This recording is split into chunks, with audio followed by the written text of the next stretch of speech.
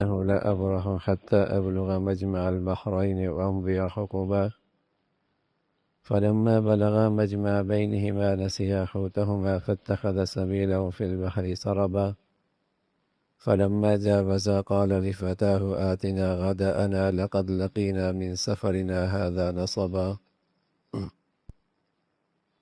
صدق الله العظیم۔ حضرت موسیٰ علیہ السلام اور حضرت خضر علیہ السلام کا تذکرہ ہے کہ حضرت موسیٰ علیہ السلام ایک مرتبہ اپنی قوم سے بات فرما رہے تھے تو کسی شخص نے سوال کیا کہ اس وقت روئے زمین پر آپ سے بڑا بھی کوئی عالم ہے؟ تو آپ نے نفی میں جواب دیا، نہیں۔ اگرچہ یہ بات صحیح تھی کہ ہدایت کا علم، اللہ کی معرفت کا علم اس وقت کے سب سے بڑے پیغمبر ہی کے پاس ہوا کرتا، اور وہ حضرت موسیٰ علیہ السلام تھے۔ تو یہ جواب اگرچہ صحیح تھا کہ وہ اللہ کی کتاب کے رسول تھے اور اس وقت کے سب سے بڑے عالم تھے، اور آپ سے بڑھ کر شریعت کا علم کوئی نہیں رکھتا تھا، تاہم اللہ تعالیٰ کو یہ بات پسند نہ آئی۔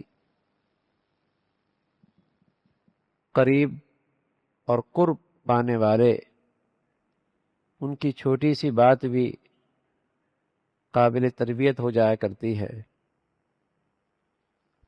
چونکہ بہت ہی قرب کا تعلق ہوتا ہے اللہ کے نبی کا، اللہ کے رسول کا اللہ سے،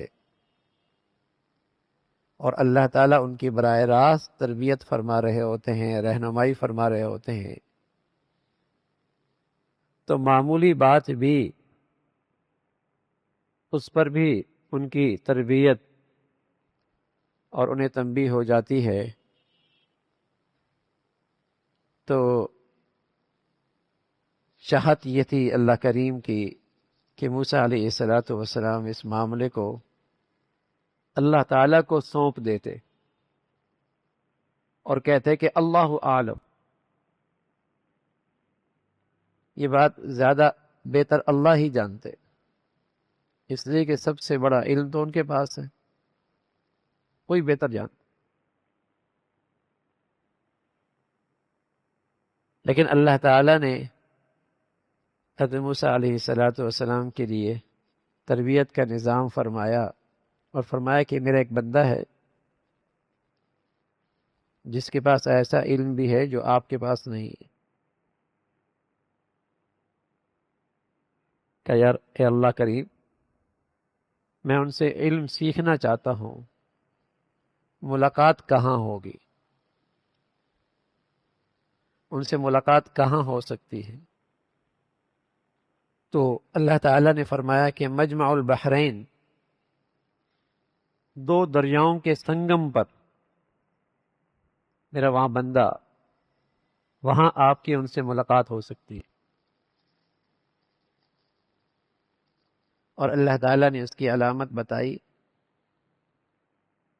کہ وہاں آپ اپنے سفر شروع کریں اور اپنے ساتھ ضرورت کے لیے مچھلی بھی رکھ لیں، تو جہاں یہ مچھلی تم سے گم ہو گئی تو وہیں میرے اس نیک بندے کا ٹھکانہ ہے۔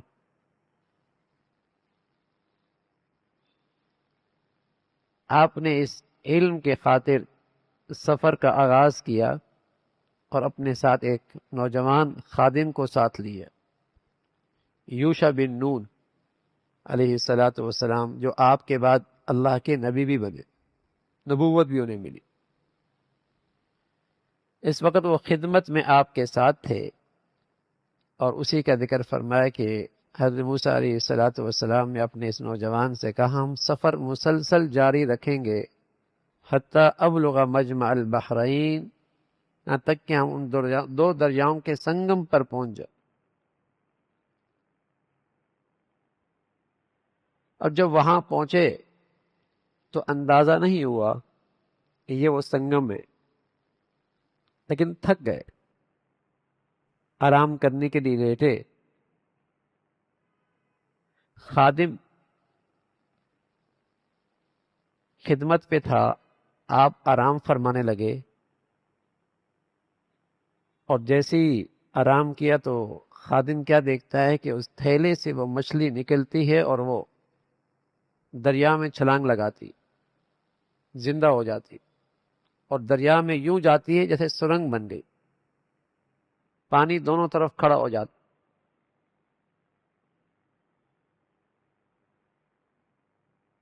آنکھ کھلی تو فوراً سفر شروع ہوا۔ خادم کو بھی خیال نہ آیا کہ یہاں یہ سب کچھ ہوا ہے۔ جب اگلی منزل پہ پہنچے تو آپ نے فرمایا کہ تھکاوٹ بہت ہو رہی ہے، بھوک بھی لگ رہی ہے، تو ناشتہ لاؤ، مچھلی لاؤ۔ جب تک سفر با مقصد ہو تو آدمی جلدی نہیں تھکتا، اور جب سفر بے مقصد ہو تھکاوٹ بھی جلدی آتی۔ مجمع البحرین تک سفر کر رہے ہیں، کوئی تھکاوٹ نہیں، کوئی بھوک نہیں۔ جب تک سفر با مقصد ہو جلدی تھکاوٹ نہیں ہوتی، مزہ آ رہا ہوتا۔ جسم تھک بھی جائے طبیعت نہیں تھکتی۔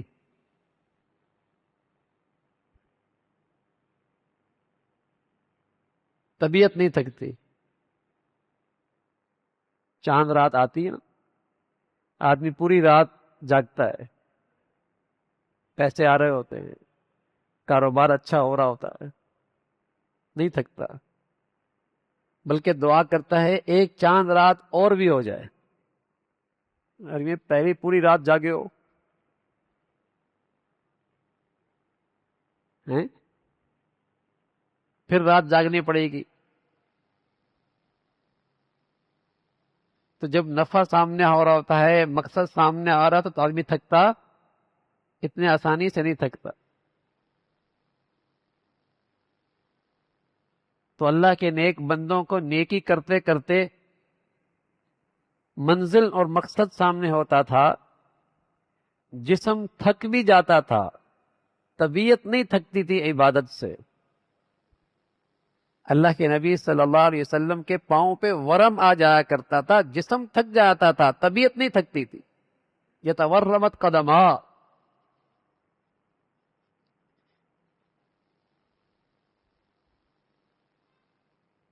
ہمیں دنیا کے نفع لگتا ہے تو تھکاوٹ نہیں ہوتی، انہیں نیکیوں میں نفع لگتا تھا تو انہیں نیکیوں میں تھکاوٹ نہیں ہوتی تھی۔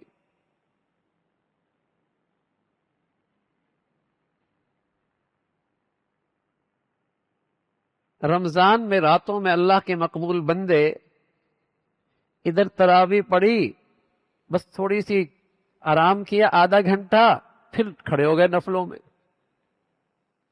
پھر کھڑے ہو گئے۔ ایک حافظ صاحب تھکے، انہیں ہٹایا، دوسرے حافظ صاحب آ گئے، وہ ہٹے، تیسرے حافظ صاحب آ گئے۔ ساری رات قرآن پڑھتے سننے میں گزرتی تھی۔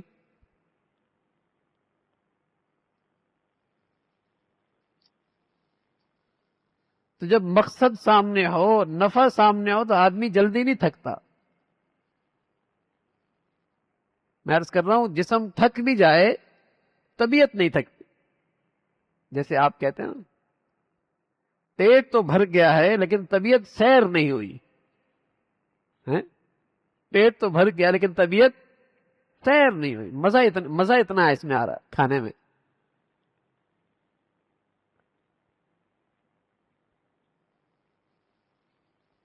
تو جب تک مقصد سامنے تھا تھکاوٹ بھی نہیں ہو رہی تھی، اور جب اس سے آگے نکلے پتہ تو نہیں تھا، اب مقصد ختم ہو گیا، لیکن اس نبی تھے، اس کے اثرات پڑے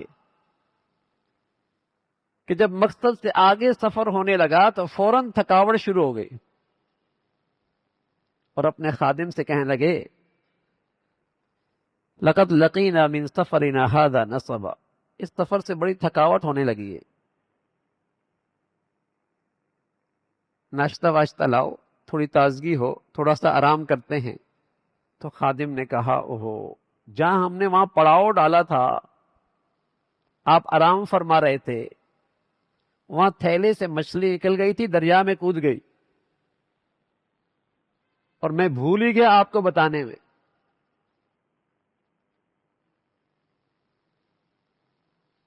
اور کہنے لگا ان اذکرہ، ان اذکرہ،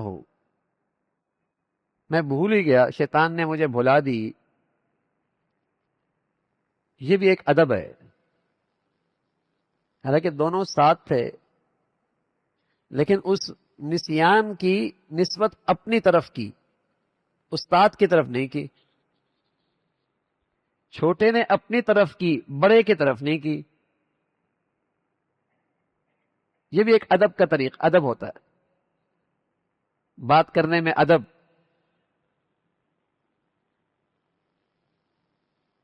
تو وہاں یہ مچھلی اس نے دریا میں راستہ بنا لیا اور وہاں چلی گئی۔ حضرت موسیٰ علیہ الصلوۃ والسلام نے فرمایا وہی تو جگہ تھی جہاں کی ہمیں تلاش تھی، وہیں تو ہم نے جانا تھا۔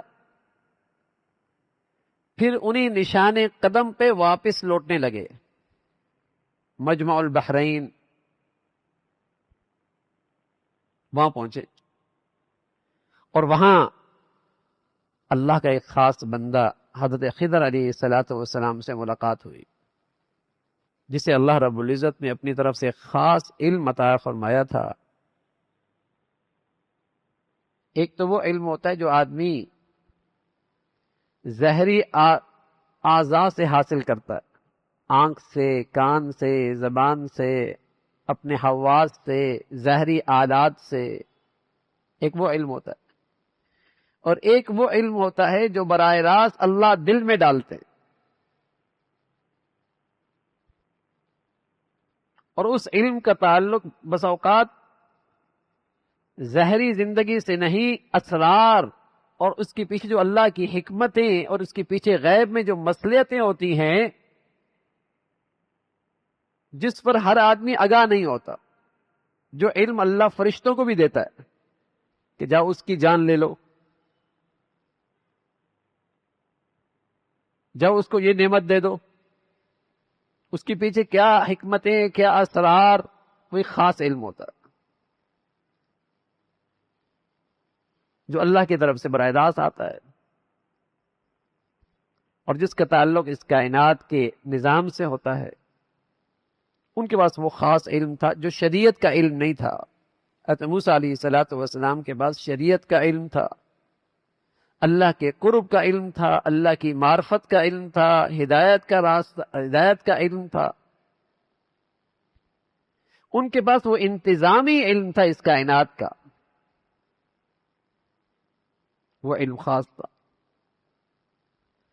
تو موسیٰ علیہ الصلوۃ والسلام نے فرمایا کہ ہم چاہتے ہیں کہ ہم آپ کے ساتھ رہیں، اور جو اللہ نے آپ کو علم دیا ہے، سمجھ بوجھ دی ہے، اس میں سے کچھ ہمیں بھی مل جائے۔ جب آدمی کسی سے کچھ سیکھنا چاہتا ہے نا، تو عاجزی کے ساتھ متواضع ہونا پڑتا ہے۔ کسی سے کچھ سیکھنا ہے تو متواضع ہونا ضروری ہے، ورنہ اگر یہ ذہن ہے کہ میں ہی میں ہوں، پھر علم حاصل نہیں ہوتا۔ علم حاصل کرنے کے لیے طالب علم میں عاجزی ہونی چاہیے، متواضع ہونا چاہیے۔ تو حضرت نے اسی انداز سے، حالانکہ وقت کے نبی ہیں، پیغمبر ہیں، لیکن الفاظ ایسے استعمال کر رہے، اگر آپ کی اجازت ہو تو میں آپ کے ساتھ چلوں، یہ عاجزی کا انداز ہے۔ یہ تو نہیں کہ میں تو آپ کے ساتھ چلوں گا ہی چلوں گا، آپ داخلہ دے نہ دے میں تو رہوں گا۔ تو اس نے پھر سیکھ لیا،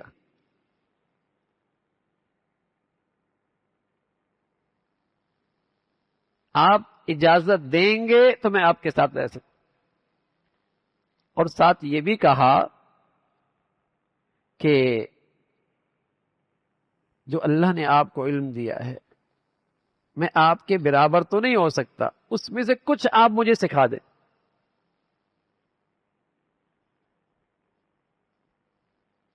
ہے آپ کے پاس تو بڑا علم ہے، اس میں سے کچھ میں بھی سیکھ لوں. یہ تواضع کا انداز ہے. اور ساتھ استاد کی عظمت اور اس کی شان کا اعتراف کہ اللہ تعالی نے آپ کو براہ راست علم عطا فرمایا. آپ کا مقام بڑا ہے، آپ کی بڑی عظمت ہے.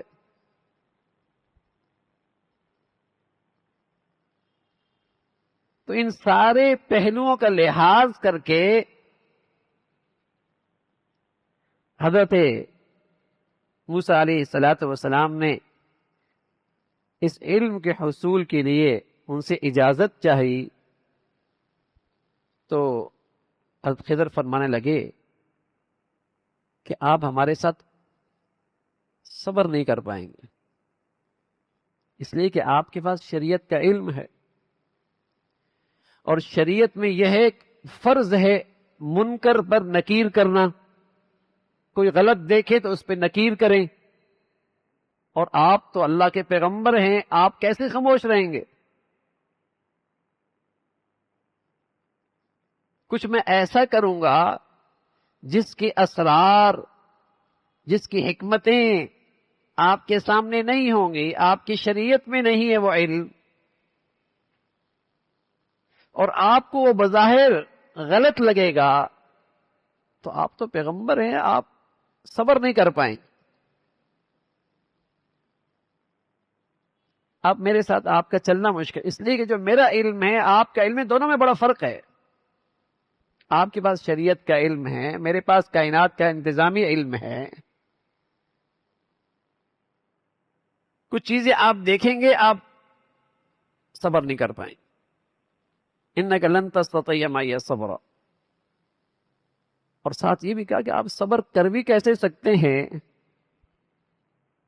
کہ اس کے اسرار آپ جانتے نہیں، اس کی حکمتیں آپ جانتے نہیں، اس علم سے آپ باخبر نہیں، آپ صبر کریں بھی کیسے؟ تو موسیٰ علیہ الصلاۃ والسلام نے سوچا کہ مجھے اللہ نے کہا ہے خضر کے پاس جاؤ، ہے تو یہ اللہ کا نیک بندہ، کوئی ایسا غلط تو نہیں کرے گا جس سے اللہ ناراض ہو.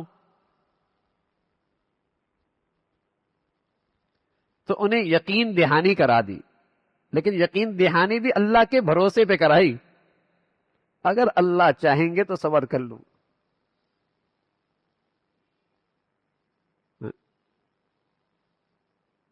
یقین دہانی کرا دی کہ اللہ کے نیک بندے ہیں، اللہ نے جب مجھ سے کہا ہے کہ جاؤ، میرا ایک نیک بندہ ہے، بزرگ ہے، اس سے جا کے علم سیکھو، تو کوئی ایسا تو نہیں کرے گا جس سے اللہ کو ناراض کر دے. تو انہیں یقین دہانی کرا دی اور کہنے لگے انشاءاللہ صابرا، اللہ نے چاہا نا تو میں صبر کروں گا اور آپ کے کسی حکم کے خلاف نہیں کروں گا، آپ کے کسی حکم کے خلاف نہیں کروں. تو خضر علیہ الصلوۃ والسلام نے فرمایا پھر سن لو بھائی، بنیادی شرط ہے آپ کے ساتھ چلنے کی، کچھ بھی دیکھو سوال نہ کرنا، اعتراض نہ کرنا. ہاں میں بعد میں بتا دوں تو ٹھیک ہے، بس تم دیکھتے رہنا کہ ہو کیا رہا ہے.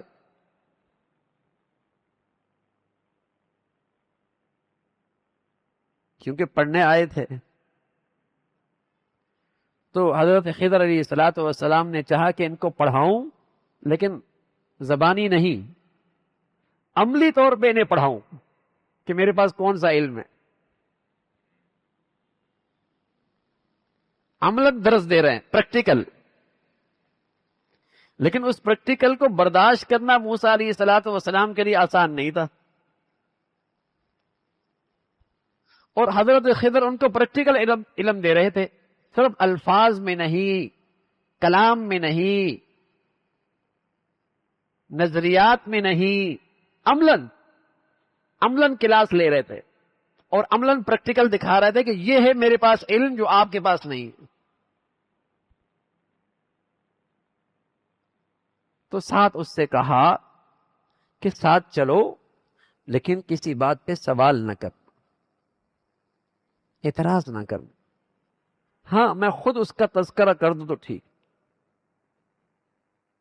تو بہرحال ان حضرات کا سفر شروع ہوا اور آگے روانہ ہوئے۔ اللہ تعالی عمل کی توفیق نصیب فرمائے۔ اللہم لک الحمد کلو ولک الشکر کلو، اللہم اعنا علی ذکرک و شکرک و حسن عبادتک، نستغفر اللہ ونتوب الیک، نستغفر اللہ ونتوب الیک، سبحان ربک رب العزت عما یصفون وسلام علی المرسلین والحمد للہ۔